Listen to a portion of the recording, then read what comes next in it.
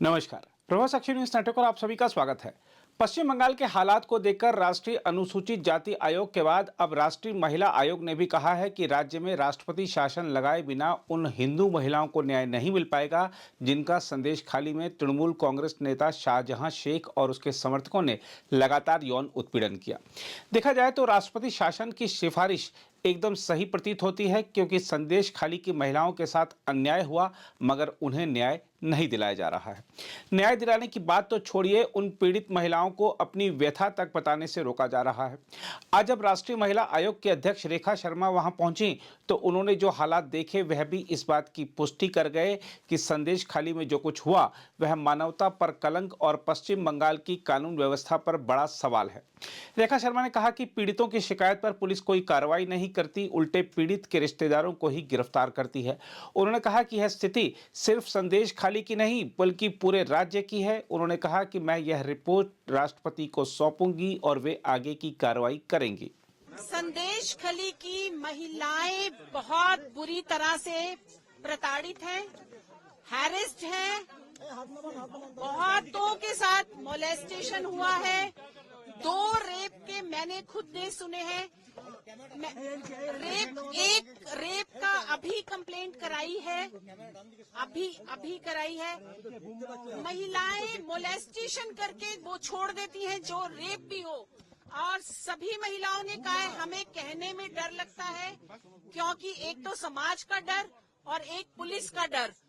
तो यदि मोलेस्टेशन भी कर रहे हैं तो इनको पढ़ना चाहिए कि हमारे साथ हुआ क्या।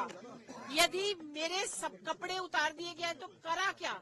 ये आप समझिए कि बहुत बुरी हालत है। महिलाएं मेरे सामने रोई हैं। आज आपने देखा पूरा दिन मैं यहाँ पे हूँ क्योंकि मैं जा नहीं पा रही हूँ। इतना बुरा हाल है कि महिलाएं मुझे छोड़ नहीं रही हैं, वो मुझे पकड़ कर रो रही हैं।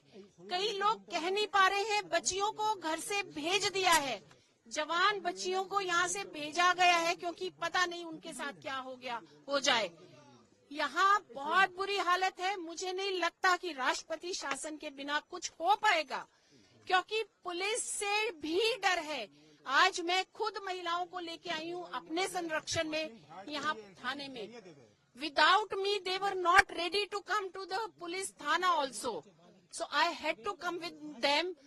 कईयों की मैंने कंप्लेंट रिटर्न में दी है और मैं एक भी कॉपी उन्होंने रिसीविंग की नहीं दी थी। आज मैंने खुद रिसीविंग की कॉपी मैं लेके जा रही हूँ और उनको भी दी है, महिलाओं को भी। जितनी कंप्लेंट्स हैं सबकी रिसीविंग कॉपी मैंने बैठ के ली है, और अभी अगर उनको एडवोकेट की जरूरत होगी तो एनसीडब्ल्यू उनको एडवोकेट भी डालसा से दिलवाएगा, क्योंकि यहाँ पर कोई ना कोई उनके लिए खड़ा होना जरूरी है। कोई खड़ा नहीं हुआ। आप लोग भी चले जाओगे, मीडिया भी चला जाएगा, मैं भी अपने ऑफिस में, लेकिन यहाँ बहुत बुरी हालत है। आप समझिए मेरा दर्द भी। दूसरी ओर शेख शाहजहां की गिरफ्तारी के लिए पश्चिम बंगाल बीजेपी 22 फरवरी से 72 घंटे का धरना प्रदर्शन आयोजित करने जा रही है। लेकिन सवाल उठता है कि बीजेपी नेताओं को संदेश खाली जाने से रोकने और उन्हें पीड़ितों से मिलने नहीं देने वालों पर क्या इस धरना प्रदर्शन का कोई असर होगा।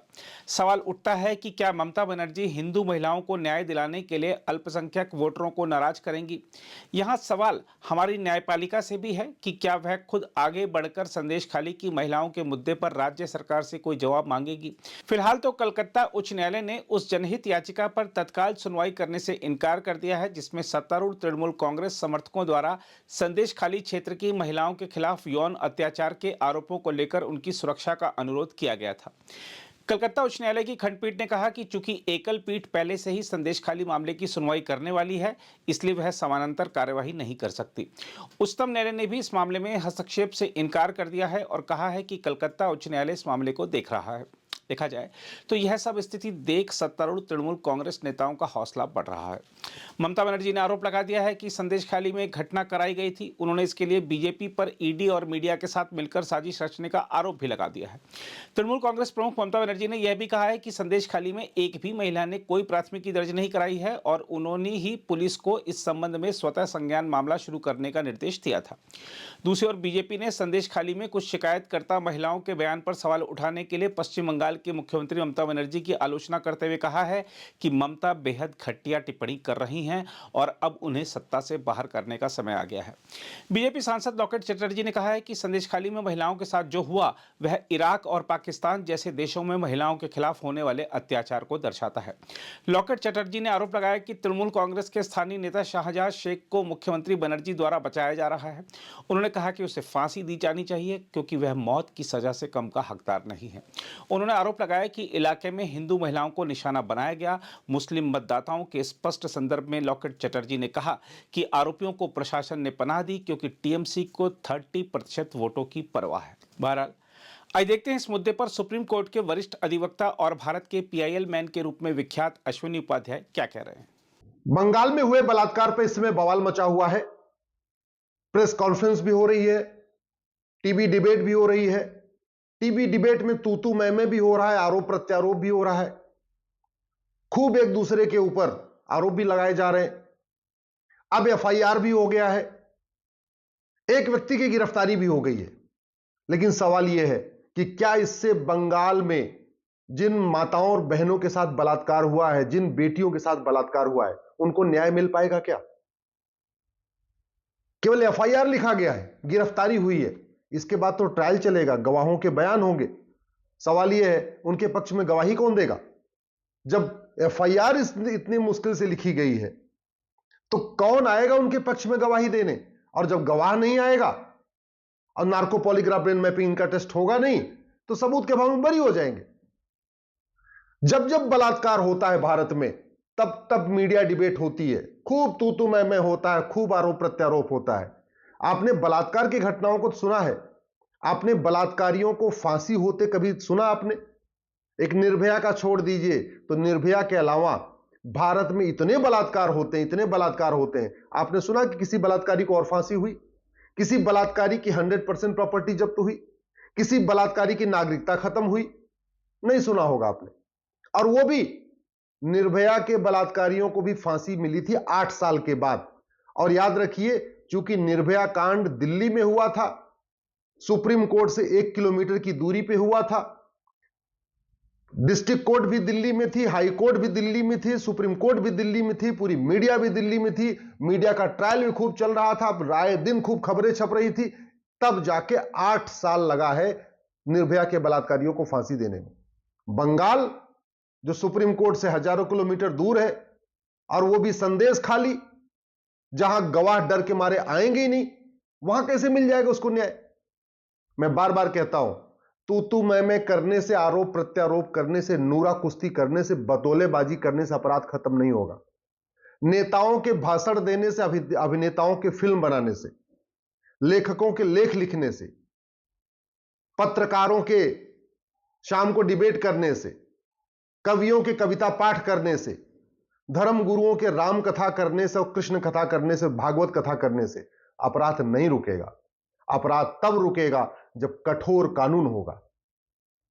सिंगापुर में न राम कथा होती, न भागवत कथा होती, न वहां महामंडलेश्वर है, न वहां आचार्य है, न वहां इतने कवि हैं, न वहां इतने सांसद हैं, न इतने विधायक हैं, न वहां इतने लच्छेदार भाषण देने वाले नेता हैं। इसके बावजूद वहां अपराध नहीं होता। दुबई में अपराध नहीं होता, जापान में अपराध नहीं इतना, चीन में इतना अपराध नहीं है। जानते हैं क्यों? कठोर कानून है, न्यायिक व्यवस्था बहुत फास्ट काम करती है, साल भर के अंदर सजा हो जाती है। अगर आप चाहते हैं कि जो कुछ बंगाल में हो रहा है इस पे कंट्रोल हो, पूरे देश में जो बलात्कार की घटनाएं कम हो, तो सबसे पहले one nation one police code लागू करने की मांग करिए। 1861 का अगर पुलिस एक्ट रहेगा तो पुलिस सत्ता की गुलाम बनी रहेगी। यूपी की पुलिस अलग तरीके से काम करेगी, बंगाल की पुलिस अलग तरीके से काम करेगी। सबसे पहले जरूरत है 1861 का अंग्रेजों वाला पुलिस एक्ट खत्म हो, एक नया पुलिस एक्ट बनाया जाए और पुलिस चार्टर लागू हो। 1 घंटे के अंदर जो पुलिस वाला एफआईआर न करे उसको सस्पेंड कर दिया जाए। 1 महीने के अंदर जो पुलिस जांच न पूरी कंप्लीट न करे उसको टर्मिनेट किया जाए। पुलिस चार्टर लागू करना पड़ेगा, तब जाके एफआईआर भी जल्दी से होगी और जांच भी पूरी होगी। अब सवाल यह है कि जांच पूरी जल्दी से कैसे होगी 1 साल में? उसके लिए नार्को पॉलीग्राफ ब्रेन मैपिंग कानून बनाना पड़ेगा। 1 दिन के अंदर पूरा सच सामने आ जाएगा। जो एक पकड़ा गया ना बंगाल में बलात्कारी, संदेश खाली में। अगर उसका नार्को टेस्ट हो जाए, पॉलीग्राफ हो जाए, ब्रेन मैपिंग हो जाए, तो 24 घंटे के अंदर पूरा सच उगल देगा, सब बता देगा कि किन किन नेताओं का उसको संरक्षण प्राप्त है, किन किन नेताओं से उसके संपर्क है, कितना उसके पास प्रॉपर्टी है, कितना उसके पास नामी प्रॉपर्टी है, कितना उसके पास बेनामी प्रॉपर्टी है, और कितनी बहन बेटियों के साथ उसने बलात्कार किया, वो सब बता देगा। तो नार्को पॉलीग्राफ ब्रेन मैपिंग कानून बनाना पड़ेगा, एक जुडिशियल चार्टर लागू करना पड़ेगा कि जज की अकाउंटेबिलिटी फिक्स करना पड़ेगा। आपको कोई एडजमेंट नहीं देना है, ये तारीख पे तारीख वाला नाटक बंद करना है, आपको साल भर के अंदर फैसला करना ही करना है। तो जुडिशियल चार्टर लागू करना पड़ेगा। नार्को पॉलीग्राफ ब्रेन मैपिंग कानून बन गया, पुलिस चार्टर हो गया, 1 महीने 1 घंटे के अंदर एफआईआर होगी, 1 महीने के अंदर जांच पूरी हुई, और फिर judicial charter, justice with in year का। आपको साल भर के अंदर मुकदमे का फैसला करना ही करना है। और जहां ये समझ में आए कि नहीं, डिस्ट्रिक्ट कोर्ट का जज बार बार बदमाशी कर रहा है, हाई कोर्ट उसके फैसले को पलट रहा है, जिस जज के मुकदमे को 5 बार हाई कोर्ट उसके फैसले को पलट दे, तभी भी देखना पड़ेगा उसकी कंपेटेंस कैसी है। देश भर के अंदर क्वालिटी के जज हों, देश के जो बेस्ट टैलेंट है वो जुडिशरी में आए, उसके लिए क्या करना पड़ेगा कि जैसे आईआईटी में एडमिशन के लिए जेई का एग्जाम होता है, एमबीबीएस के एडमिशन के लिए नीट का एग्जाम होता है, सेना में जाने के लिए एनडीए का एग्जाम होता है, वैसे ही हमें एक आईजीएस सिस्टम लागू करना पड़ेगा, इंडियन जुडिशियल सर्विस एग्जाम, जिससे कि जो क्रीम है वो जुडिशरी में आए। अभी क्या हो रहा है, क्रीम चली जाती है इंजीनियरिंग में, आईआईटी में, क्रीम चली जाती है मेडिकल में, डॉक्टर बन जाती है, बचे खुचे आते हैं जुडिशरी में। हमें बचा खुचा नहीं चाहिए, जुडिशरी में हमें बेस्ट टैलेंट चाहिए। बेस्ट टैलेंट तब होगा जब इंजीनियरिंग का जो जेई का एग्जाम है और एमबीबीएस का नीट का एग्जाम है, उसी के पैरेलल में हमें 12वीं के बाद ही एक आईजीएस का एग्जाम करना पड़ेगा, और जो क्रीम है उसको छांट लेना पड़ेगा, जिससे बेस्ट टैलेंट आए, जुडिशरी में आए। दूसरा, पूरे देश के जजों की क्वालिटी एक जैसी हो। अभी हो क्या रहा है, जो स्टेट लेवल पे एग्जाम होते हैं ना, यूपी अलग एग्जाम लेता है जूनियर जज के लिए और बिहार अलग लेता है, तो उनकी क्वालिटी में जमीन आसमान का अंतर है। बंगाल के डिस्ट्रिक्ट जज की क्वालिटी, बंगाल की जो जुडिशियल ऑफिसर है उनकी क्वालिटी, और जो दिल्ली के जो जज हैं डिस्ट्रिक्ट जज, उनकी क्वालिटी में जमीन आसमान का अंतर है। क्योंकि दिल्ली में बहुत अच्छा टैलेंट है, बंगाल में कंपैरेटिवली कम है, झारखंड में और भी कम है, छत्तीसगढ़ में और भी बुरा हाल है। तो पूरे देश में एक जैसा क्वालिटी हो जज की, उसके लिए है कि आईजीएस का एग्जाम कंडक्ट किया जाए। और सबसे बड़ी बात यह, कानून कठोर बनाना पड़ेगा। मैं बार बार कहता हूं, घूसखोरी तब रुकेगी जब घूसखोरों की 100% प्रॉपर्टी जब्त होगी, नागरिकता खत्म होगी और साल भर के अंदर उनको सजा मिलेगी। जमाखोरी तब खत्म होगी जब जमाखोरों की 100% प्रॉपर्टी जब्त होगी, नागरिकता खत्म होगी और साल भर के अंदर सजा मिलेगी।